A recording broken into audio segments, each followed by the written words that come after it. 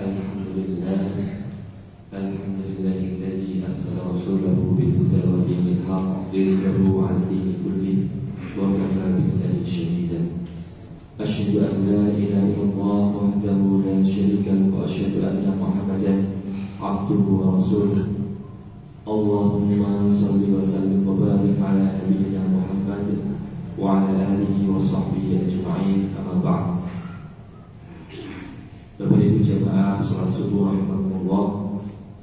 Baiklah, sebelum kita memulai rukun subuh pada pagi hari ini, kita mulakan dengan bacaan basmalah dan juga zikir istighfar. Bismillahirrahmanirrahim. Allahumma anta rabbi la ilaha illa anta khalaqtani wa ana 'abduka wa ana 'ala 'ahdika wa 'ahdika mastata'tu.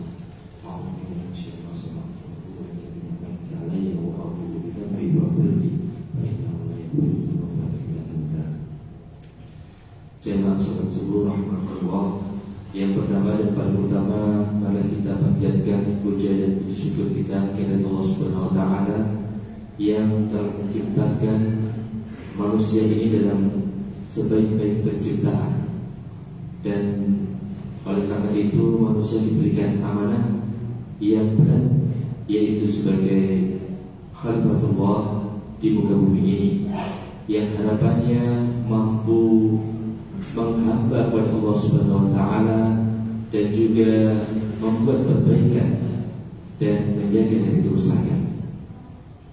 Salam dan salam semoga selalu tercurah kepada junjungan kita Nabi besar Nabi Muhammad sallallahu alaihi wasallam yang telah berjuang dengan luar biasa menyebarkan risalah Islam ini hingga kita mendapatkan kesempatan untuk beriman dan berislam.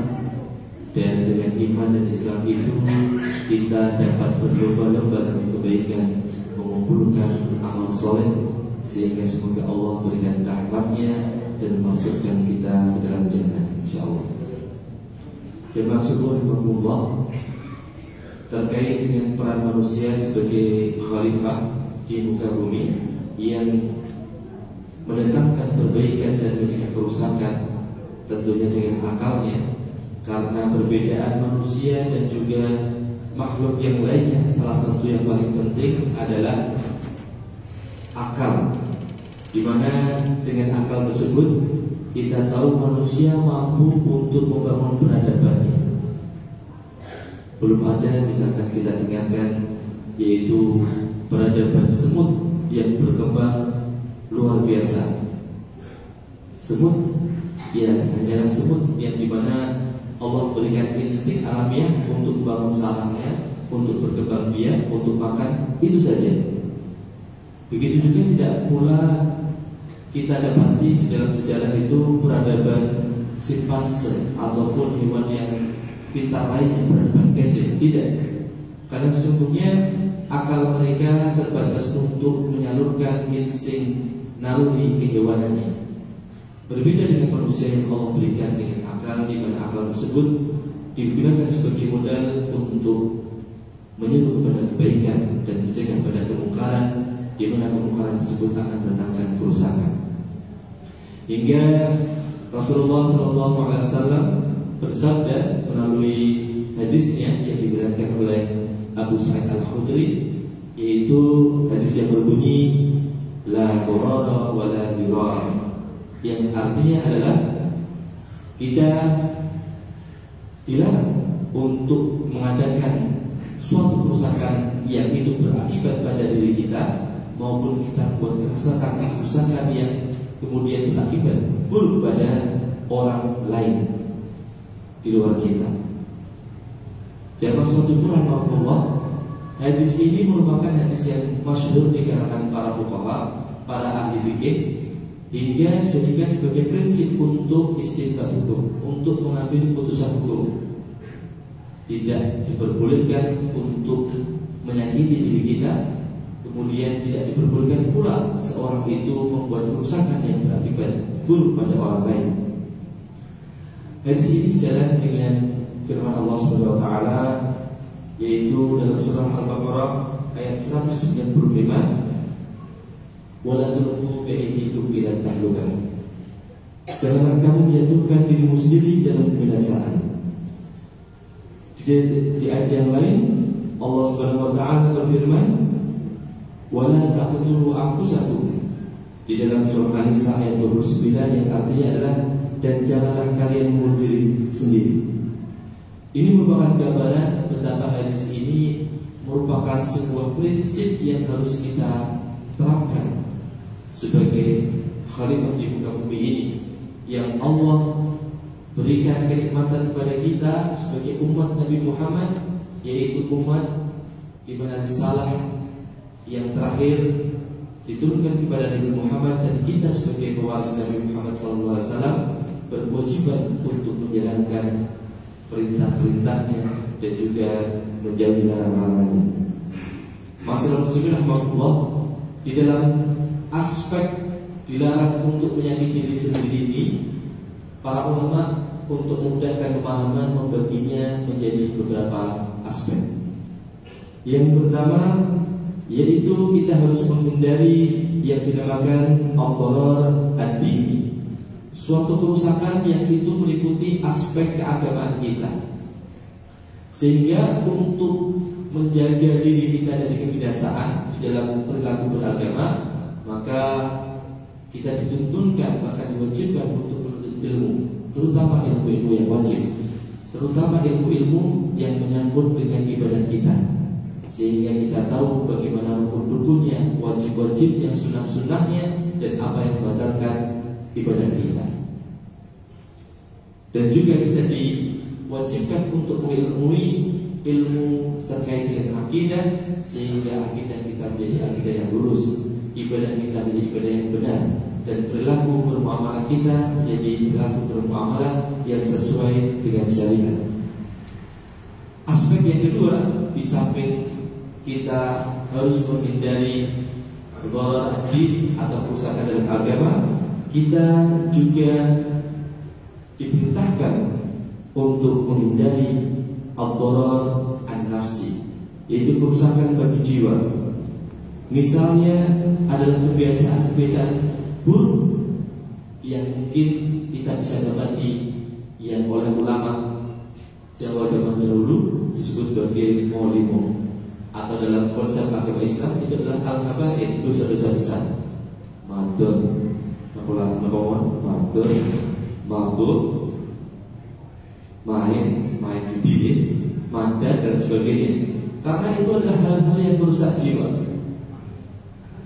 Dari data yang beredar bahwa pinjol itu perputaran perharinya sudah ratusan triliun, di mana ini menjelang puluhan juta dan puluhan juta orang ini dia yang terjerat pinjol tidak hanya nanti berujung pada kerusakan pada dirinya, bahkan melakukan KDRT, pencurian, bahkan sampai pinjol maupun judi online. Biasanya orang bikin pinjol, kemudian uangnya itu karena uang hasil riba biasanya hilangnya cepat, dan juga digunakan untuk hal-hal yang tidak bermanfaat, apalagi judol. Sudah pinjol, judol, bodol. Nah, ini adalah aktivitas-aktivitas yang itu merusak jiwa kita. Kemudian aspek yang ketiga yaitu ad-dharar al-aqli, yaitu kerusakan di mana kerusakan itu menyebabkan kerusakan pada pikiran kita. Contohnya adalah meminum khamr, sehingga salah satu prinsip atau diturunkannya syariat, maksud diturunkannya syariat, maksud syariat itu adalah hifdzul aql, menjaga akal ini agar akal ini menjadi baik-baik saja.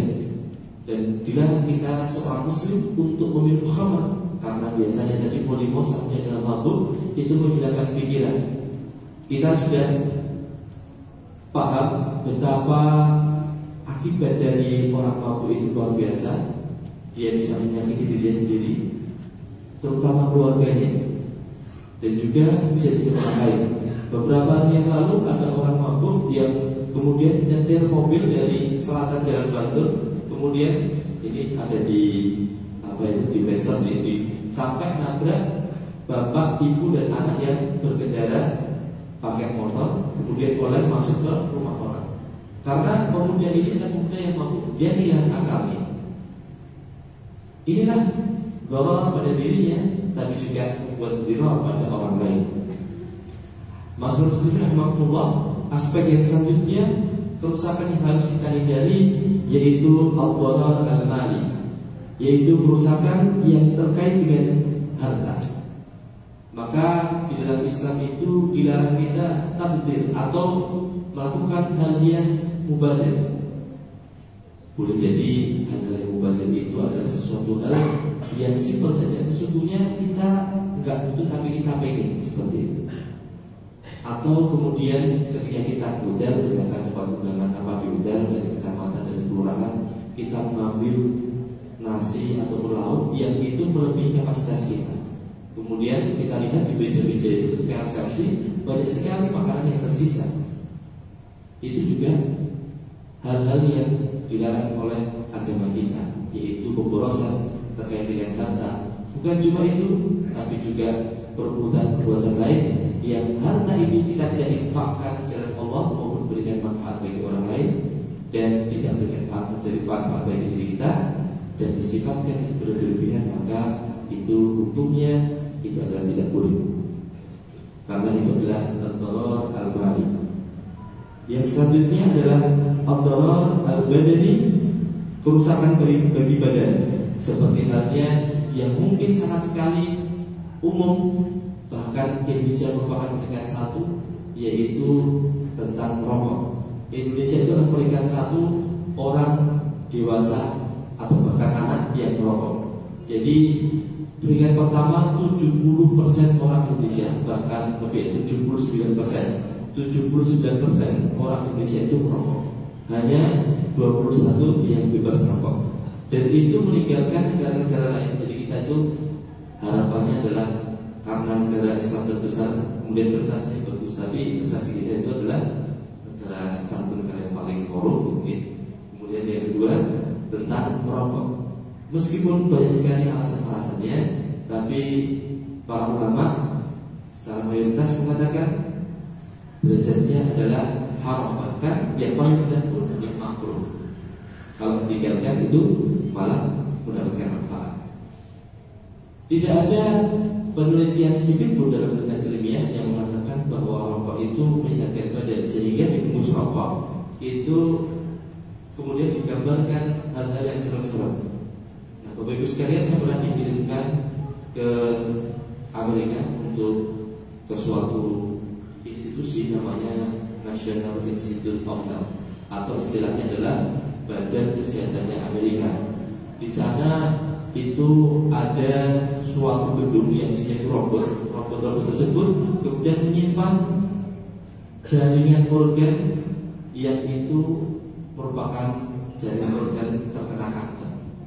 Sebagian besar ada 35 juta. Bayangkan 35 juta organ atau jaringan yang disimpan di ruangan kulkas gede 4 lantai. Kemudian dari 35 juta itu sebagian besar merupakan kanker payudara, dan yang kedua adalah kanker pernapasan. Bayangkan berapa puluh juta dari sekian kilogram itu yang harus diambil jaringannya, kemudian diteliti. Bahkan sampai sekarang pengobatannya pun juga sangat mahal dan juga sangat menyiksa, karena harus mendapatkan radioisotop, harus disiram. Kemudian selanjutnya ad-dharar yang berikutnya adalah ad-dharar an-nasli, yaitu keturunan, kerusakan keturunan. Dan ini kita lihat berita-berita anak muda membuang bayinya, kemudian aborsi, bahkan sampai meninggal dan sebagainya, merupakan hasil dari implikasi suatu aktivitas yang dilarang oleh Allah Subhanahu wa taala, yaitu berzina. Dan yang terakhir adalah ad-dharar al-'irdi, yaitu kerusakan bagi al-badani maupun nama baik. Karena apa? Karena fitnah dan juga namimah. Oleh karena itu, malah kita hindari ketujuh aspek dharar yang itu tentu saja akan berakibat buruk bagi diri kita. Dan yang kedua nanti oleh para ulama itu adalah al-dharar, yaitu menyebabkan kerusakan bagi orang lain, dan ini juga merupakan hal yang dilarang, sehingga aktivitas menuju ke sana itu tidak diperbolehkan. Jamaah sholat Jumat rahmatullah, demikian saja kuntum subuh pada pagi hari ini. Semoga kita dihindarkan oleh Allah Subhanahu wa taala dari ad-dharar maupun ad-dhirar, aktivitas yang merugikan diri kita sendiri dan merugikan orang lain, dan kita semoga menjadi seorang mukmin yang muslim, membawa perbaikan, seorang mukmin yang muhsin, yang membawa kebaikan yang berlimpah, kebaikan yang kita lakukan bermanfaat bagi diri kita, orang lain, dan juga seluruh alam, karena sesungguhnya Islam adalah rahmatan lil alamin. Demikian saya tutup dengan hamdalah dan doa penutup majelis. Alhamdulillahirabbil alamin. Subhanallah wa bihamdihi, asyhadu an la ilaha illa anta, astaghfiruka wa atubu ilaik. Billahi taufiq. Assalamualaikum warahmatullahi wabarakatuh.